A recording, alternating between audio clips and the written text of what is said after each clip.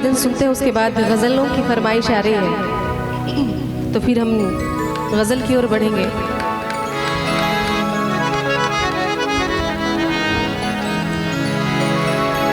मैं जब आ रही थी यहाँ पे, सावन का जब महीना चढ़ गया, शुरुआत दिन से ही सब लोग जितने भी भोले भक्त हैं सब एकदम कांवरिया लेके देवघर के लिए, बोलबम के लिए रवाना।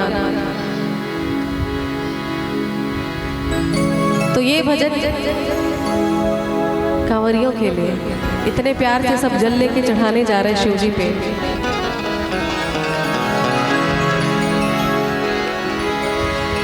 हाथी ना घोड़ा ना हर कोनो सवारी, हाथी ना घोड़ा ना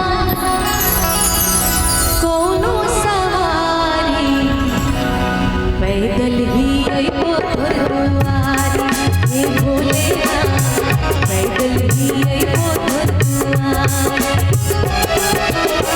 हाथी ना घोड़ा ना कोनो सवारी, हाथी ना घोड़ा ना कोनो सवारी, पैदल ही अइबो दुआरी, हे भोलेनाथ पैदल ही अइबो दुआरी। बोल बम के नारावा इहे एक सहारावा, बोल बम के नारावा इहे एक सहारावा।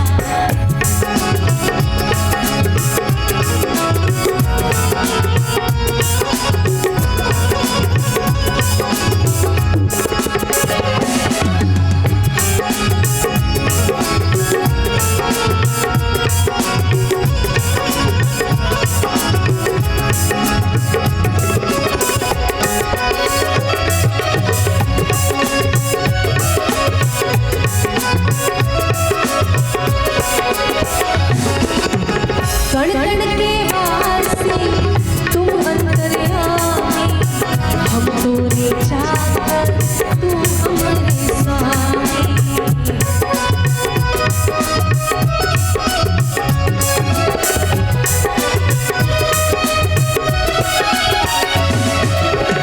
कण कण के वासी तुम हमारे स्वामी, हम तुमरे चाकर तू हमारे स्वामी, हम तुमरे चाकर तुम हमारे स्वामी। ना तोहराए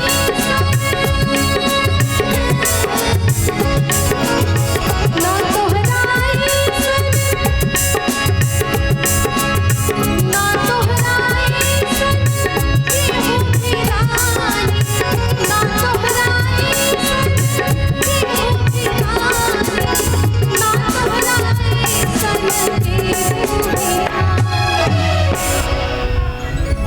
ना हमरा ऐसन भिखारी, हे भोलेनाथ ना हमरा ऐसन भिखारी।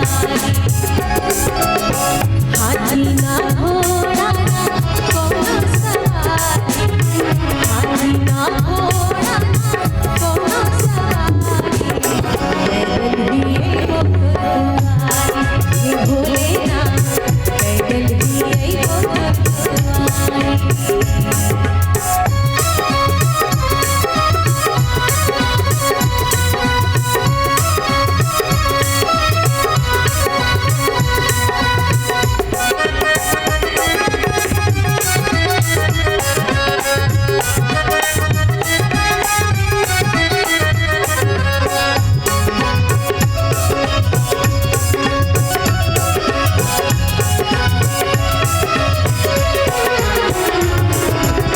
चाहे कमाए चाहे छमाए, तोहरे शरण में जिंदगी बिताए।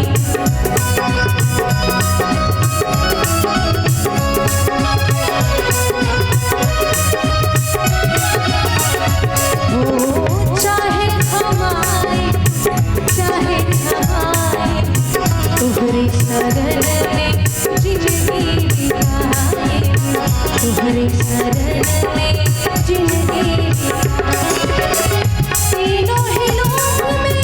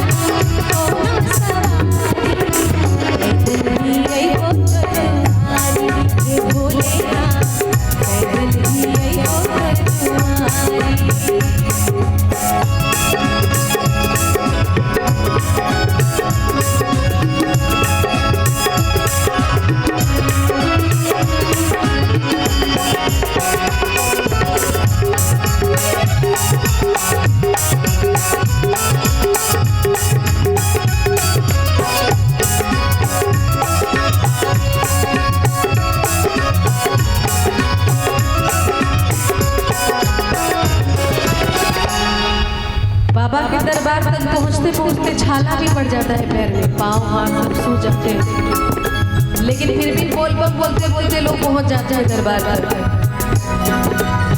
छाला पड़ेगा कांटा चुभेगा, चहलो पर भी भगना उठेगा।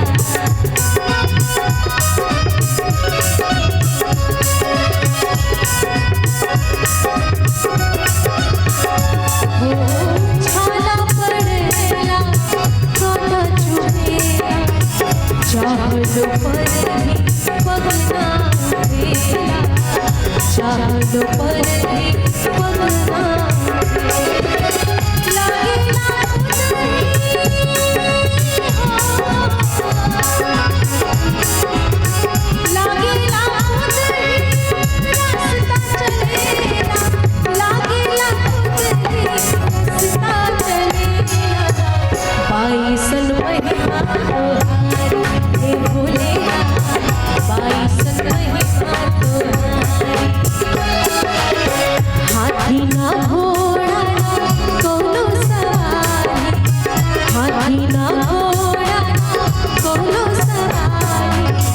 पैदल ही